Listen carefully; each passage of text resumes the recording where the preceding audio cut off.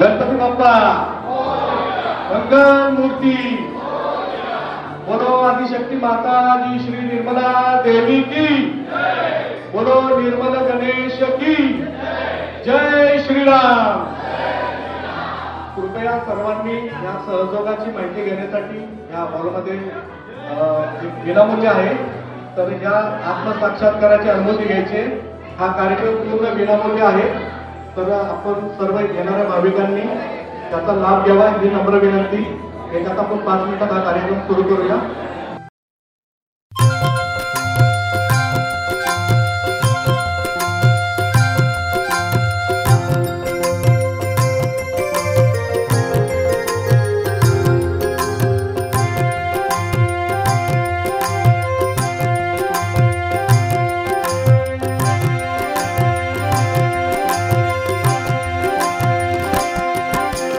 झुक झुक झुक कुंडलिनीची गाडी चैतन्याच्या धारा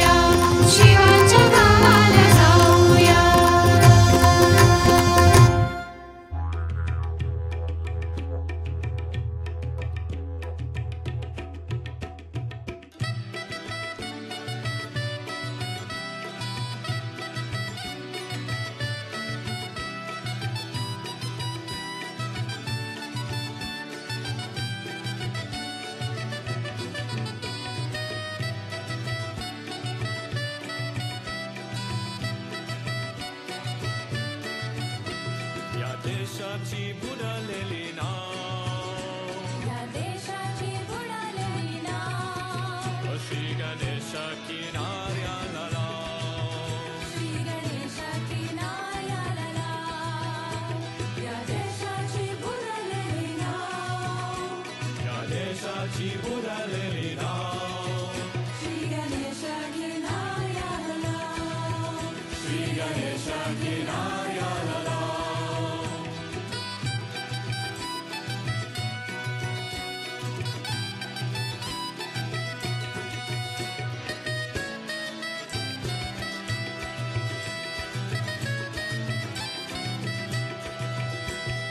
आकाशा हाकेला उभा राहासी, आकाशा हाकेला उभारासी, आकाशा हाकेला उभा राहासी, आकाशा हाकेला उभारासी.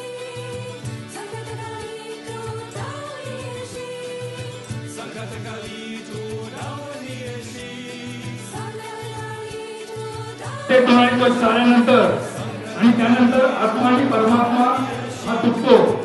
तर हा आत्मा परमात्मा परत मिळण्याकरता आपल्या शरीरातील कोणतीही शक्ती टाकून की श्री माताजी मित्रांनी यांच्या आशीर्वादाने त्यांच्या आपल्या या महामार्गाने होऊ शकते. त्याकरता आपण एक 5-10 मिनिटं शांत बसा. आपल्या समोर एक चार्ट दाखवलेला आहे, तो आपला चार्ट आहे.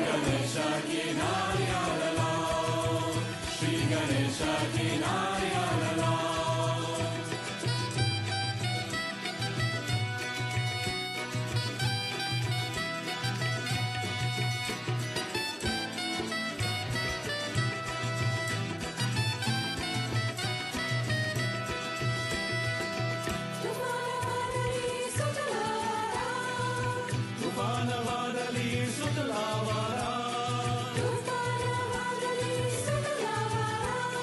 तुफान वादळी सुटला वारा. इथे ना कुणाचा आधार आला, इथे ना कुणाचा आधार आला.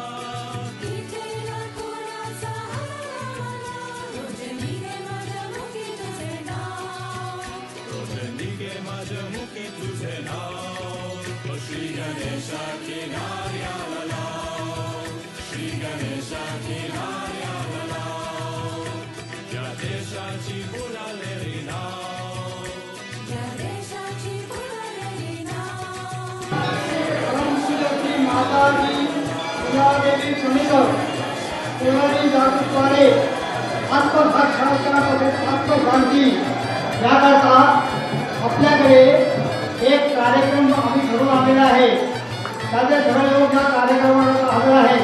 त्यांना आपण त्या मारुती मंदिरामध्ये जे आपण चित्राश्रम बसवले आहे तेव्हा त्यांचा कार्यक्रम सुरू आहे.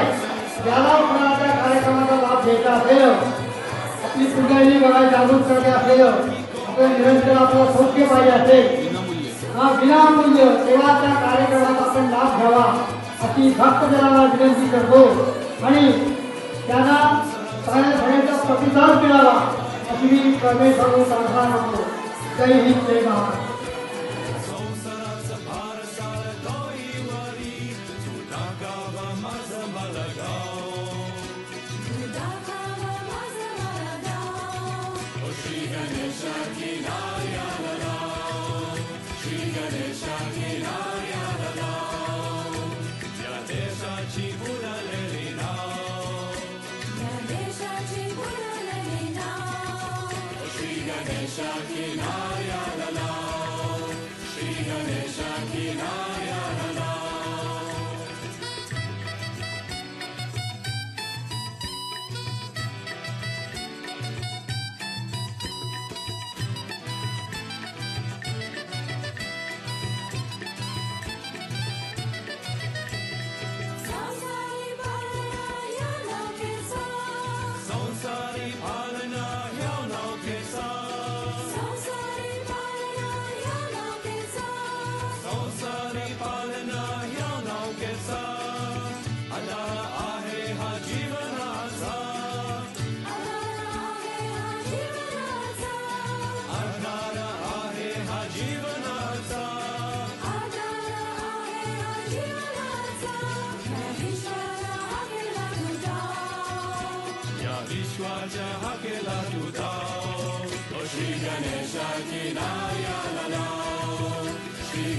किनाऱ्याला लाव या देशाची बुडालेली नाव या देशाची बुडालेली नाव श्री गणेशा किनाऱ्याला लाव श्री गणेशा किनाऱ्याला लाव या देशाची बुडालेली नाव या देशाची बुडालेली नाव श्री गणेशा किनाऱ्याला लाव श्री गणेशा किनाऱ्याला लाव श्री गणेशा किनाऱ्याला लाव श्री गणेशा किनाऱ्याला लाव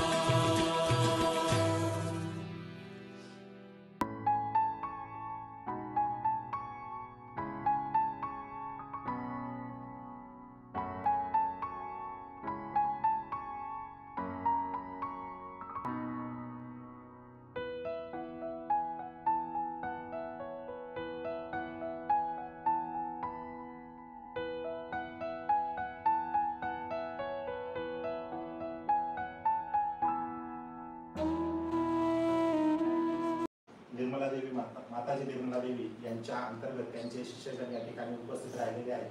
सर्वप्रथम आपण शब्दसुमनाने टाळ्या वाजवून त्यांचं स्वागत करूया.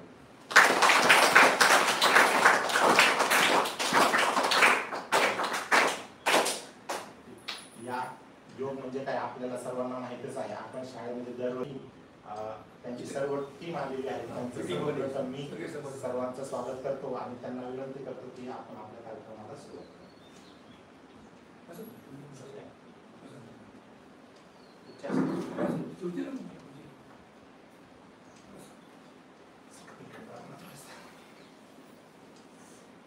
शुभप्रभात. सहयोग परिवारातर्फे तुमचं सगळ्यांचं स्वागत करतो. तुम्हाला असं वाटत असेल योग म्हणजे काय, आम्ही किती लहान आहोत, आम्हाला कशाला योग पाहिजे, हो की नाही, असं वाटतं की नाही. हा कुठला तरी म्हाताऱ्या माणसांचा आहे प्रकार, आम्ही जेव्हा म्हातारी जेव्हा करू असं वाटतं का तुम्हाला? तुम्हाला माहिती आहे योग म्हणजे काय? बोलत राहायचं गप्प राहून तुम्हाला काय वाटतं? बोलायचं. त्यांच्याकडनं रिस्पॉन्स होणार नाही अपेक्षित. योग म्हणजे काय माहिती का? हा योग म्हणजे काय आणि तो योग बरेचजण योगासनं करतात. योगासनं करतात म्हणजे काय करतात? ते शरीराचे व्यायाम करतात, शरीर चांगलं राहण्याकरता करतात, बरोबर आहे. पण हा योग आहे, हा योग वेगळा आहे. हा योग कुणाचा आहे? हा परमेश्वराशी योग आहे. आता परमेश्वर म्हटल्यानंतर कोणी परमेश्वराला मानतं, कोणी अल्लाला म्हणतं, कोणी पैगंबराला मानतं, कोणी ह्याला मानतं, इसाईला मानतं, ख्रिस्ती असतात ते ह्या चर्चमध्ये मानतात, बरोबर आहे. तर जाती धर्माप्रमाणे प्रत्येकजण प्रत्येकाला प्रत्येक देवाला मानत असतं, बरोबर आहे ना. तर हा ईश्वर काय, अल्लाह काय, कोणी ख्रिस्त मानते ते त्यांच्या चर्चमध्ये जातात, बरोबर आहे. तर ह्या सगळ्या ह्याच्यामध्ये शेवटी तो शक्ती ती एकच आहे, हे माहिती का तुम्हाला? शक्ती वेगळी नाहीये. आपण शक्ती एक आल्यानंतर आपण त्याला वेगवेगळं केलेलं आहे. ही शक्ती आपल्यामध्ये आहे का? आहे का आपल्यामध्ये शक्ती? काय वाटतं तुम्हाला? ती शक्ती आपल्यामध्ये आहे? नाहीये. आपल्यामध्ये आहे ना शक्ती, म्हणून तर आपण त्याकडे मागतो. आपण परमेश्वराकडे कुठल्या हक्काने मागतो की मला चांगले मार्क मिळाले पाहिजे, मी चांगला हुशार विद्यार्थी झालं पाहिजे, किंवा कुठल्या तरी तुम्ही स्पोर्टमध्ये असाल, खेळामध्ये असाल, त्याच्यामध्ये मला पहिला नंबर मिळाला पाहिजे, मी जिंकले पाहिजे, असं म्हणतो की नाही. आपण परमेश्वराकडे प्रत्येक गोष्ट मागतो. आजारी पडल्यानंतर आपण म्हणतो की मला लवकर बरं कर, मागतो ना परमेश्वराकडे. मग कुठल्या हक्काने मागतो? तो काय आपला नातेवाईक आहे का नातेवाईक? तो आपला नाहीये, आहे का नाही?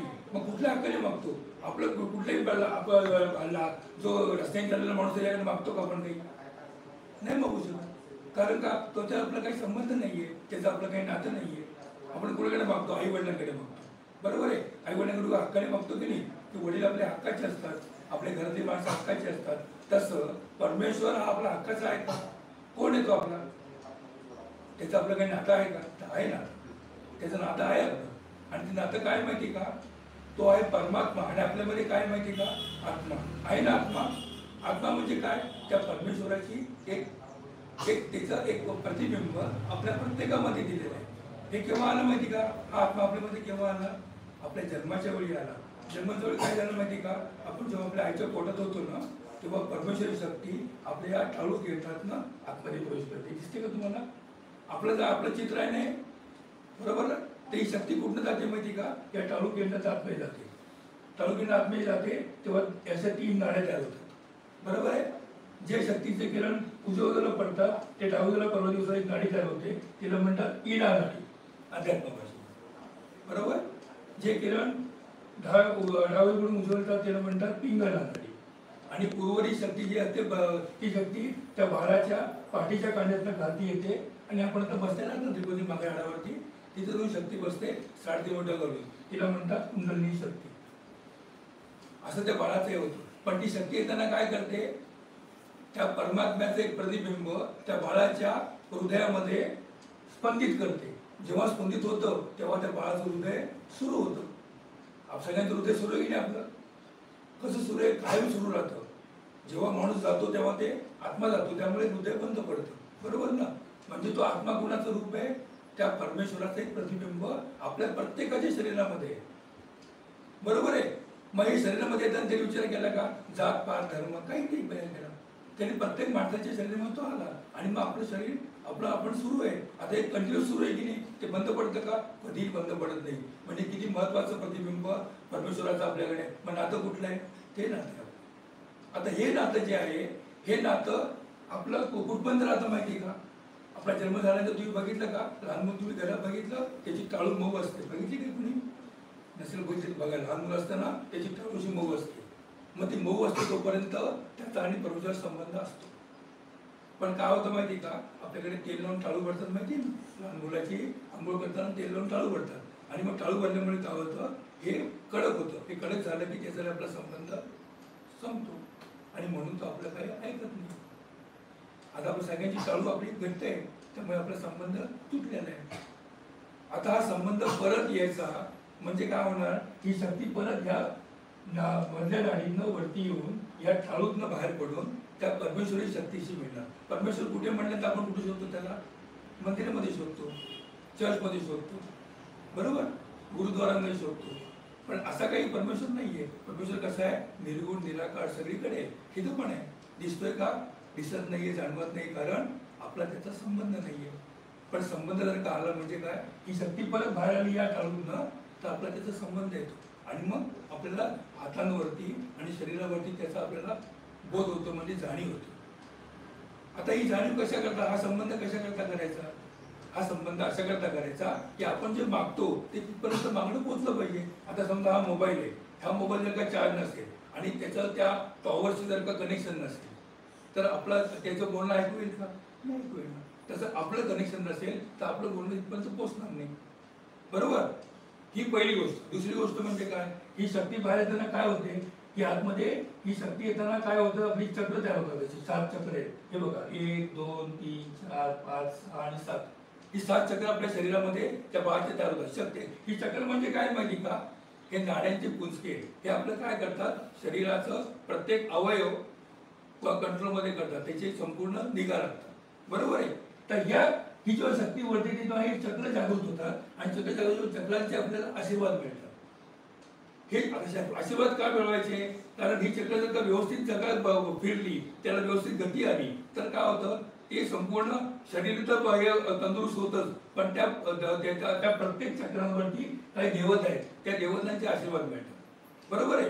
आता या देवतांचे आशीर्वाद आपल्याला पाहिजे का नाही पाहिजे हे तुम्ही मला नंतर सांगा. बरोबर आहे? आता आपण एक एक चक्राचं थोडक्यात आपण हे करूया, माहिती घेऊया. बरोबर आहे? तर पहिलं चक्र कुठलं आहे माहिती का?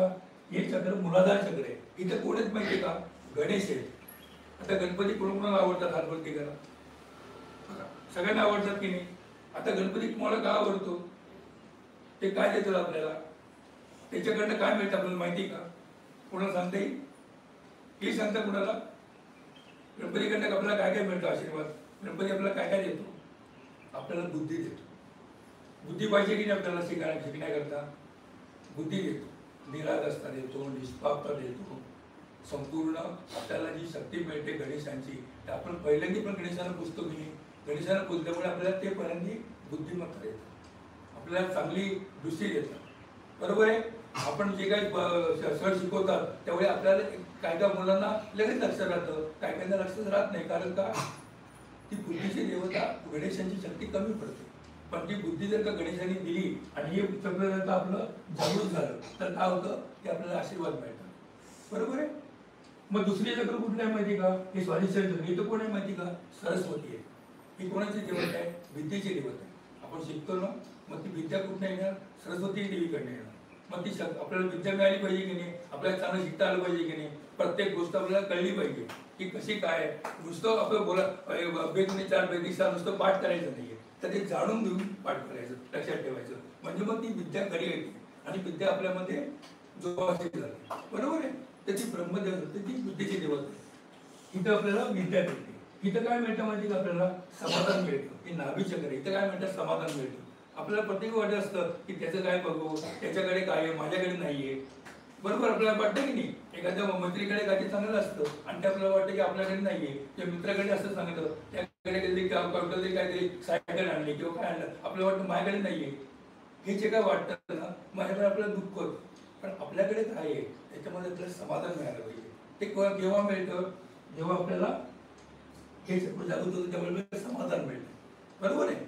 त्यानंतर शक्ती वर्तल्यानंतर ह्या ठिकाणी आपल्याला काय मिळतं? जगदंबा माता. इथं काही अनाहत चक्र आहे. इथं आपल्याला आपला आत्मविश्वास वाढतो. आता तुम्हाला कोणाला सांगितलं की तुम्ही कोणी बोला, कोणाला बोलता येईल का?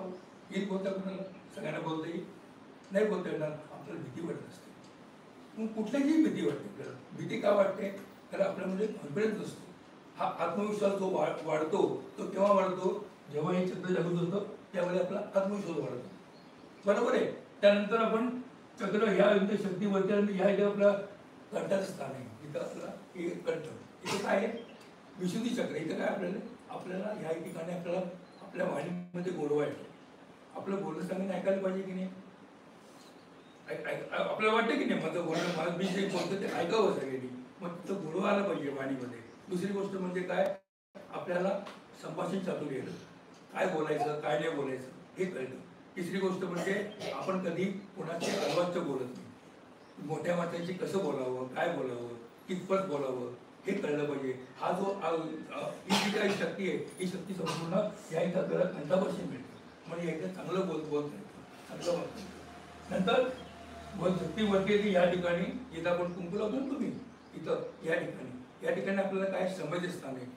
आपल्याला कधी क्षमा करता येत नाही. आपल्याला कधी सगळ्यांच्याबद्दल बस आपल्याला क्षमा करता आली पाहिजे. क्षमा आपण तुमच्यामध्ये कधी भांडण होतात काय होतं आपण क्षमा करू शकत नाही. क्षमेमध्ये काय भरपूर ताकद आहे. तर क्षमा करता पाहिजे. कधी शिक्षक काय बोलले तर शिक्षकांमध्ये आपल्याला विश्वास असतो, आपण शिक्षकावर चिडतो. क्षमा करता पाहिजे. क्षमा केल्यामुळे काय होतं? या इथं आपल्याला डोकं दुखत नाही, आपल्याला त्रास होतो. बरोबर आहे. आणि त्यानंतर वरती आल्यानंतर याचं सहस्रार चक्र आहे. या इथं आपलं परमेश्वराशी संबंध येतो आणि आपली शक्ती परमेश्वराच्या शक्तीशी मिळते. आणि मग ती शक्ती संपूर्ण शरीरावर न वाहते. शरीरावर न वाहण्यामुळे आपली संपूर्ण नाड्या, हे चक्र, आतली सगळी जागृत होतात आणि मग त्याचे आपल्याला संपूर्णपणे फायदे मिळतात. कळलं? तर असे आपल्याला फायदे मिळतात. आणि हा आत्मविश्वास, आपल्यामधली बुद्धी, आपल्यामध्ये संभाषण चातुर्य हे सगळं वाढण्याकरता आपल्याला त्याची गरज आहे. बरोबर आहे. मग आता कुणाला हे वाटतं की आपली शक्ती जागृत होऊन या परमेश्वराचे आशीर्वाद मिळावेत. सांगा कुणाला हात वरती करा की कुणाला वाटतं की आपल्याला सगळं मिळावं म्हणून. वाटतंच पण सगळ्यांना वाटतं की नाही मिळालं पाहिजे की नाही. हा योग आहे आणि हा योग आपल्याला सहज मिळतो. हे कोण देतं? तर श्री माताजी निर्मला देवी यांनी काय केलं? यांनी हा योग सगळ्यांना द्या.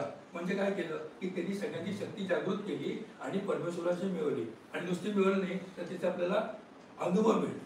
आपल्या हातांवरती, आपल्या संपूर्ण शरीरावरती त्याचा बोध होतो. तो कसा होतो माहिती आहे का? हातांमध्ये असं गाळगाळ व्हायला लागतं. आपण आत्म शांत होतो. आपल्या जेव्हा टाळूमध्ये आपल्याला कळतं की अजूनच काहीतरी वाटतंय आणि आत्ता आपण शांत होणं हे फार महत्त्वाचं आहे. आपले विचार थांबतात. जे जास्त विचार असतात ना, जे नको ते विचार असतात ते विचार थांबायला लागतात. बरोबर आहे. त्याच्याकरता ते श्री माताजींनी हे सांगितलं आणि दिलं त्यांना आणि आपल्याला त्या आपल्या सगळ्यांना देणार आहे. या आज तुमचा योग आहे. सरांनी आम्हाला साथ द्या, इथं बोलवलं तुमच्या, हे सगळं माध्यम आहे. हे श्री माताजी सगळ्यांना माध्यम करतात. आम्ही पण माध्यम आहोत. तसंच सर पण माध्यम आहे. तिथं आले होते ते म्हणजे आमच्या मुलांना द्या. चांगली गोष्ट आहे. सगळ्यांना मिळायला पाहिजे. सगळ्यांना हे परमेश्वराची सुरक्षा मिळाली पाहिजे. आता ही गरज आहे आपल्या करायची. बरोबर आहे. तर आपण आता की आपण कसं मिळवायचं, काय करायचं, त्याकरता काही क्रिया करायचं. त्या क्रिया म्हणजे काय करायचं माहिती का तुम्हाला? हे पण डोळे आपण उलटून पाहायचे आणि नंतर डोळे बंद करून आपण हे करणार आहोत. करायचं सगळ्यांनी? करूया का? करूया. आता दोन्ही हाताची मांडीवर ठेवा, असे असे ठेवा म्हणजे. बरोबर आहे. आता हातामध्ये तुम्हाला कसं वाटतंय बघा, दोन्ही हातांमध्ये काय जाणवतंय, हातामध्ये जाणीव घ्यायची. आता तिकडे बघायचं नाही बरं का. आता काय मशीन काय करते, तो काय करते नाही बघायचं, आपण आपल्याकडे बघायचं. आता तुम्हाला जाणीव कशी होती हातांवरती? हातामध्ये हलकं वाटतंय, गार वाटतंय, हातामध्ये गरम वाटतंय, हात जड झालेले आहेत, हातामध्ये बधीरपणा आलाय, हातामध्ये मुंग्या येत आहेत, काहीच वाटत नाही. त्यातलं काहीतरी सगळ्यांना वाटतं की नाही, प्रत्येकाचं काहीतरी वेगवेगळे प्रकार आहेत. बरोबर आहे. तर आता आपण जेव्हा ही जागृत होईल ना, त्यावेळी तुम्ही हातांवरती बघा, हातावरती तुम्हाला गार आणि हलकं वाटेल. दोन्ही हातांवरती गार आणि हलकं वाटेल. बरोबर आहे. आता कसं वाटतंय बघा आणि नंतर कसं वाटतं ते बघूया. बरोबर आहे. तर त्याकरता काय करायचं, पण उजवा जबरदस्ती बाजूला ठेवायचं. उजवा उजवा कुठला आहे? राईट आहे. राईट हँड म्हणजे कुठला? बघा हा बघा हा. आता माझा कुठला हात आहे बघा, माझा हात आहे तोच तुमचा. जे आता जेवतो तो जेवतो जेवतो तो. तुम्ही कुठल्या हाताने लिहिता त्यातलं लिहा. तो हात खाली ठेवा, जमिनीवरती जमिनीवरती ठेवायचा, जमिनीवरती चिटकवायचा. उजवा हात हात असाच ठेवा, हात असाच हा असं ठेवलं हा हात असं ठेवा. उजवा रुद्र हा ठेव असं ठेवायचं. ही काय झाली आपली? ही पहिली क्रिया झाली. बरोबर आहे. लक्षात आहे तुमच्या पहिली क्रिया सगळं उजव्या हाताने करायचं. हा पहिली क्रिया. नंतर काय करायचं? उजव्या मांडीवरती घ्यायचं. तो मांडीवरती घ्या, उजव्या मांडीवरती घ्या. पहिल्यांदा ठेवला होता तसाच ठेवायचा. डावा हा दुसरा हात कशा घ्यायचा? दुसरा डावा हात लेफ्ट हँड वरती असं असं करायचं. असं करा. हा हा असा करावा. तो हा हात असंच ठेव. असं बरोबर आहे. ही दुसरी क्रिया. लक्षात राहील. डोळे मिटून करायचं आपल्याला, नंतर हाताने मिटायचं. हा हा डावा आहे. डावा लक्षात ठेव. डावा हात उजवा हात. आपण जेवतो तो हात उजवा लक्षात ठेवायचं. त्यातून आपण उजवा हाताने जेवतो ना, उजवा हात लिहितो आपण उजवा आणि डावा हात. ही दुसरी क्रिया. आता हात खाली घ्या, खाली घ्या. नंतर काय करायचं? नंतर हात खाली घ्या. इकडे लक्ष द्या. उजवा हात खाली घ्या. आता तिसरी गोष्ट काय करायची? उजवा हात हृदयावर ठेवायचा. उजवा हात हृदयावर. उजवा हात हा हृदयावर. उजवा हात उजवा लक्ष नाही इकडे ठेवायचं. डावा बाजूला.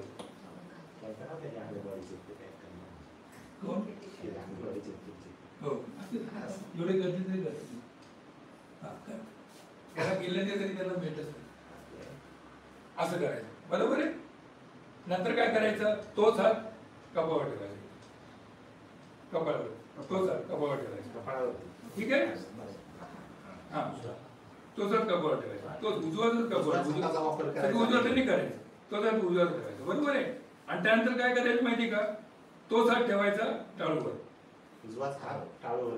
टाळूवर ठेवायचा. तोच हात ठेवायचा टाळूवर. हा टाळूवर ठेवायचा आणि असं गोल फिरवायचं. असं गोल वरती जागीच फिरवायचं. असं नाही फिरवायचं, जागीच फिरवायचा. घड्याळाच्या काठाने फिरवायचं. असं असं वर फिरवायचं. हा असं दाबून फिरवायचं. आणि नंतर तोच हात असा वरती घ्यायचा आणि तोच हात नंतर असं वरती घ्यायचा. हळूवार हळूवार खाली घ्यायचा. हळूवार वरती घ्यायचा, हळूवार खाली घ्यायचं. डोक्यातनं काय बाहेर येते बघा, गरम किंवा गार काहीतरी बाहेर पडते ना, येते की नाही? काय कायचे येते, काय कायचे नंतर येईल. आणि नंतर हात खाली घेऊन बसा. साक्षी तो पट्टा काढ म्हणजे तुझा पण काढ तू. आता ह्या गोष्टी आपण केल्या, या गोष्टी आपल्याला आता डोळे मिटून करायच्या. करा सगळे त्यांना चुकून झाले पण डोळे मिटायचे. डोळे उघडायचे नाही. डोळे उघडले काय माहिती का? इकडे पाहावं लागेल. आपण पाहू इकडे तिकडं. ही मैत्रीण काय करते, तो मित्र काय करतोय. एकमेकांना हात लावू नका. आता फक्त डोळे मिटून घ्यायचे नाही. आता आपण श्री माताजीला पहिली प्रार्थना करणार आहोत. कोण आपल्याला काय देणार आहे? कोण देणार आहे? त्या देणार आहे. त्यांच्याकडे मागायचं, मग आपल्याला देणार ते आणि आपल्याला त्याचा अनुभव होणार. ठीक आहे. आता आपण श्री माताजीला प्रार्थना करू. ठीक आहे. मध्ये मोठे निगेटिव्ह झाले, मला तुम्हाला किती झाले काय हरकत नाही. मोठे निगेटिव्ह तुमच्या लक्षात राहील. बाकी काही हात जोडा, हात जोडून श्री माताजीला प्रार्थना करू.